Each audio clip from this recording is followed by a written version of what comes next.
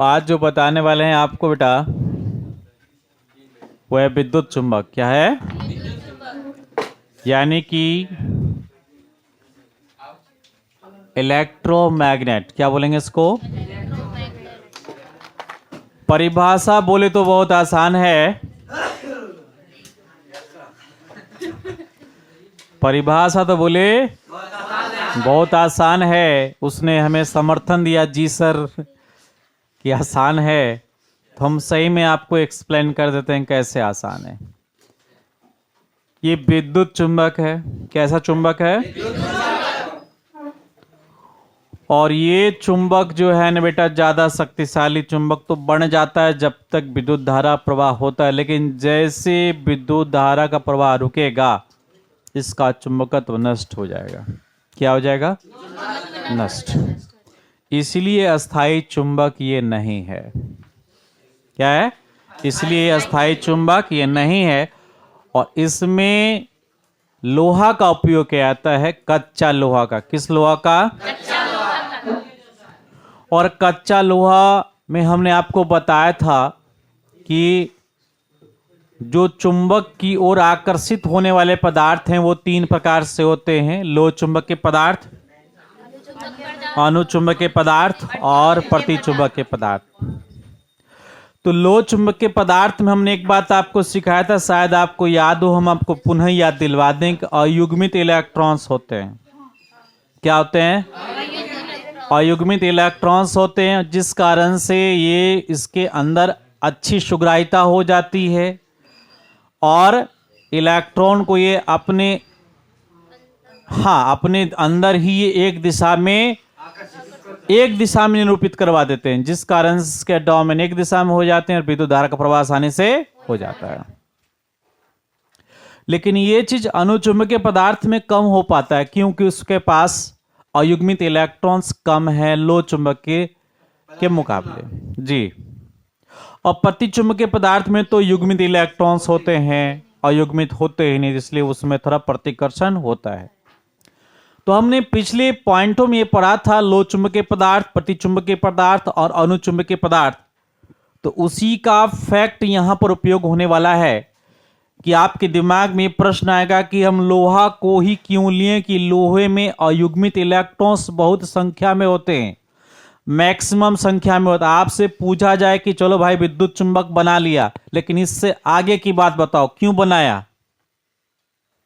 अनुचुंबकीय पदार्थ तो ले सकते थे, क्यों नहीं लिया? बस रीजन वही बेटा आपको पहले समझा दिया कि इसमें अयुग्मित इलेक्ट्रॉन्स बहुत संख्या में होते हैं, और जब ये विद्युत के संपर्क में नहीं होते हैं तो अपनी दिशा कुछ इस प्रकार से प्रदर्शित करते हैं, कभी ये ऊपर, कभी नीचे, कभी ऊपर की ओर ठीक ऊपर, कभी ठीक नीचे, कभी इस तरफ, कभी इस तरफ। यानी इसकी दिशा कोई निश्चित नहीं होती है, जो दिशा इसकी डोमेन्स की निश्चित नहीं होती है, इस कारण से चुंबक नहीं बन पाता है। लेकिन जैसे इसमें विद्युत धारा का प्रवाह हम कर देंगे ना, तो ये क्या बन जाएगा? इसके डोमेन्स बिल्कुल एक दिशा में निरूपित हो जाएंगे, नॉर्थ पोल और साउथ पोल को इंडिकेट करने लगे। तो अब इसके डोमेन क्या होंगे? नॉर्थ पोल और साउथ पोल दिशा में एक साथ हो गए हैं, निरूपित कर रहे हैं। अब ये किसका काम करेगा? चुंबक का काम करेगा। किसका काम करेगा? चुंबकत्व का। लेकिन जैसे ही धारा इसमें हम रोकेंगे, फिर से वह सामान्य बन जाएगा, जैसा था वैसा ही बन जाएगा। तो ये क्या स्थायी चुंबक हुआ? नहीं, लेकिन ये विद्युत चुंबक हुआ। तो आपने क्या देखा? आपने ये देखा कि किसी कच्चे लोहे में हमने विद्युत धारा का प्रवाह किया, उसके चारों तरफ चालक तारों को लपेटकर, तो उसमें विद्युत धारा का प्रवाह हो गया और उसमें चुंबक का गुण आ गया। किसका गुण आया? चुंबक का। तो चुंबक का गुण किससे आया? विद्युत धारा के प्रवाह होने से। किसके प्रवाह होने से? विद्युत धारा के प्रवाह होने से। तो इसकी परिभाषा तो ऐसे बन जाती है कि ऐसा चुंबक जो विद्युत धारा की प्रवाह के कारण उत्पन्न होता हो। किसके कारण?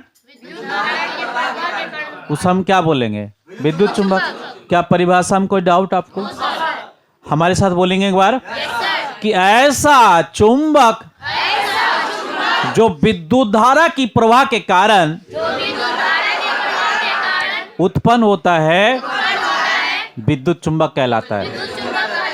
विद्युत चुंबक बनाने के लिए कच्चे लोहे का इस्तेमाल करते हैं।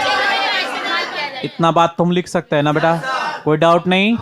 चलो परिभाषा हम लोग लिखते हैं फटाफट, फिगर को अभी नीचे करना है थोड़ा सा। ऐसा चुंबक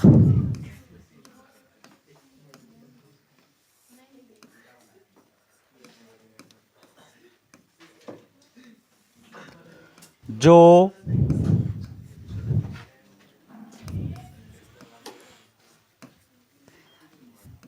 विद्युत धारा के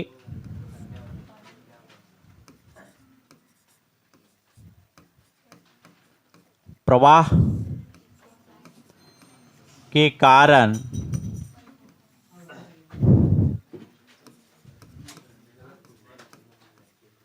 उत्पन्न होता है, उत्पन्न होता है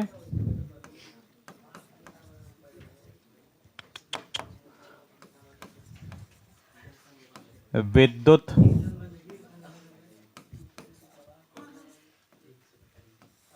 चुंबक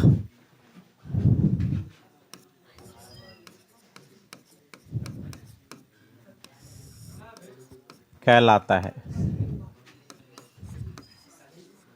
विद्युत चुंबक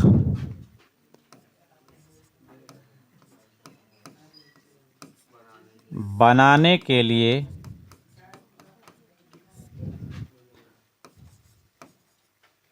कच्चे लोहे का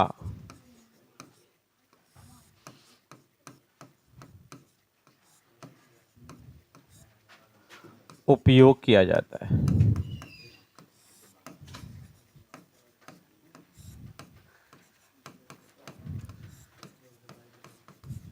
ठीक है, तो पहले यहां तक फटाफट लिखिए और फिगर इसके नीचे आ जाएगा।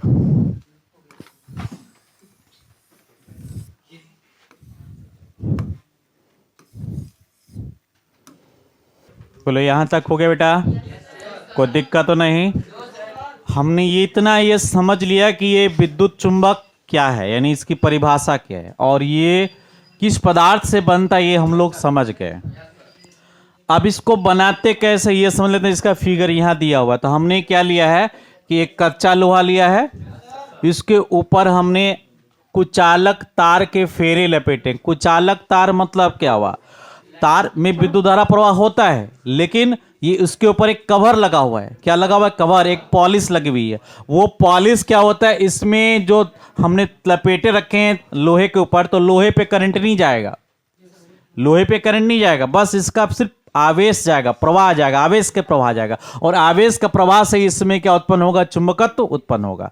यूं कहें कि जब विद्युत धारा उत्पन्न करेंगे तो विद्युत धारा के कारण चुंबकीय फ्लक्स उत्पन्न होगा। क्या उत्पन्न होगा, चुंबकीय फ्लक्स। और ये चुंबकीय फ्लक्स इस कच्चे लोहे में क्या करेगा, चुंबकत्व उत्पन्न करेगा। और कैसे करेगा कि इसके डोमेन को एक सीध में कर देगा। नॉर्थ पोल और साउथ पोल वाले अब मन में आता होगा सर डोमेन क्या है, वो बताइए।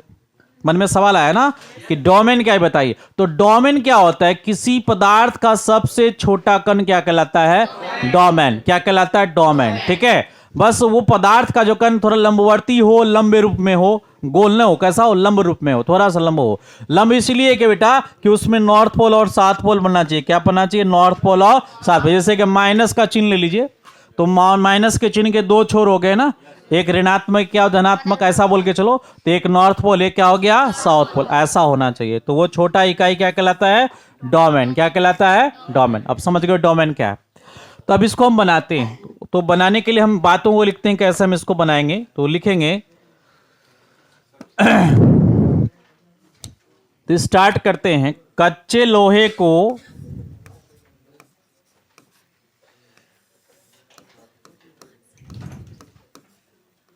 कच्चे लोहे के ऊपर,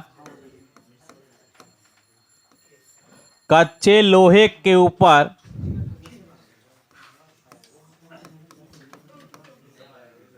कुचालक तार के बहुत सारे बहुत सारे फेरे लपेटकर जब विद्युत धारा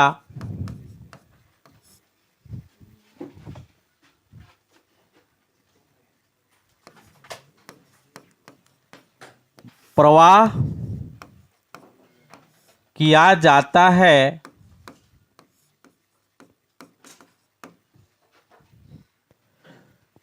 तो चुंबकीय फ्लक्स की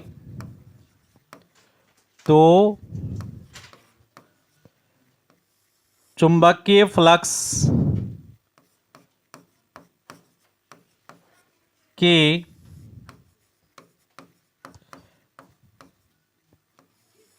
उत्पन्न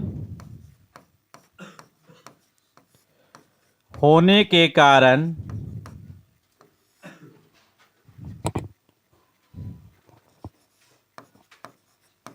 कच्चे लोहे के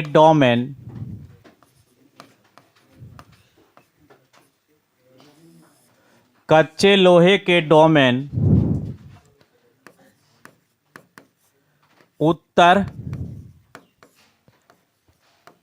दक्षिण दिशा में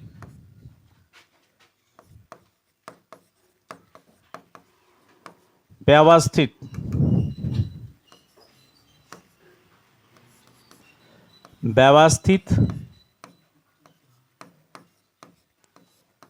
हो जाते हैं,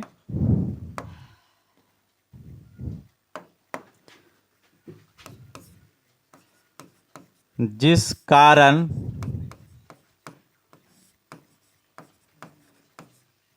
कच्चे लोहे में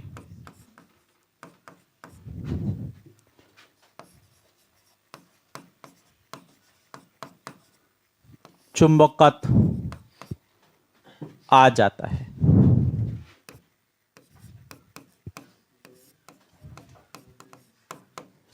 ठीक, क्या तक हो गया बेटा? अब एक बात आपको बताना और भी आवश्यक है, कभी कभी एग्जाम में पूछता है कि अस्थायी चुंबक किसे कहते हैं। यही जो हीरो का बता रहे हैं ना, यही हीरो अस्थायी चुंबक है। ये हीरो है कि जब तक धारा प्रवाह होगी तब तक ये चुंबक रहेगा, और जब तक धारा है मतलब तब तक चुंबक है। जब धारा समाप्त तो चुंबक भी, तो कैसा चुंबक हुआ? अस्थायी। हाँ, जब तक धारा रहेगा तभी तक ये चुंबक को प्रवाह करेगा। तो इसका मतलब इसे टेम्पररी मैग्नेट कहेंगे। ये विद्युत उपकरणों में होता है। कहाँ होता है? विद्युत उपकरण में। इसको क्या बोलते हैं? Temporary magnet. तो आपको एग्जाम्पल में आए, एग्जाम में टेम्पररी मैग्नेट भी आए तो आप यही चीज बनाएंगे, विद्युत चुंबक को बनाएंगे। क्या बनाएंगे? विद्युत चुंबक। इसलिए आप हेडिंग पे आप टेम्पररी मैग्नेट भी इसको आप लिख दीजिए, ताकि आपको बाद में कोई तरह की दिक्कत ना हो। तो आप इसको टेम्पररी मैग्नेट भी बगल में लिख दीजिए। तो टेम्पररी मैग्नेट भी आप बगल में यहाँ पे आप ऑब्लिक दे के लिख दीजिए। थोड़ा ये मोटा कर देते हैं इसको। हाँ, और दे के लिख लीजिए, क्योंकि ये एक ही चीज हुआ। ये यहाँ पे आप तिरछा लकीर भी दे देंगे तो हो जाएगा इससे।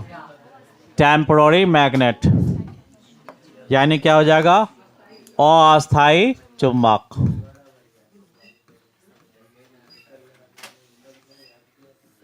अस्थायी, ठीक है।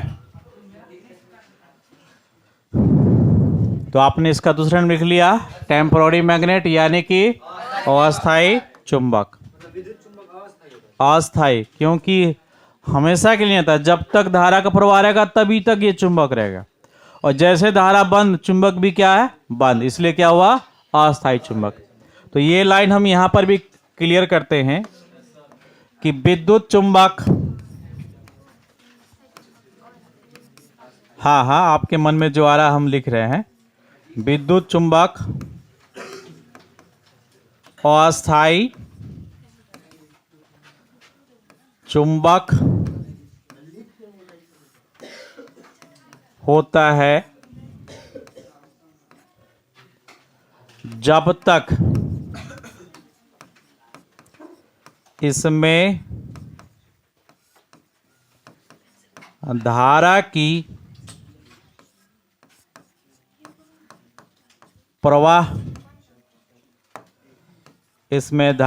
प्रवाह होती है तब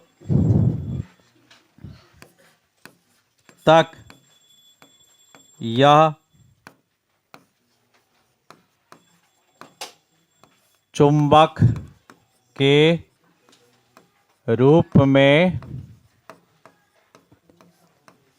कार्य करता है। क्लियर है?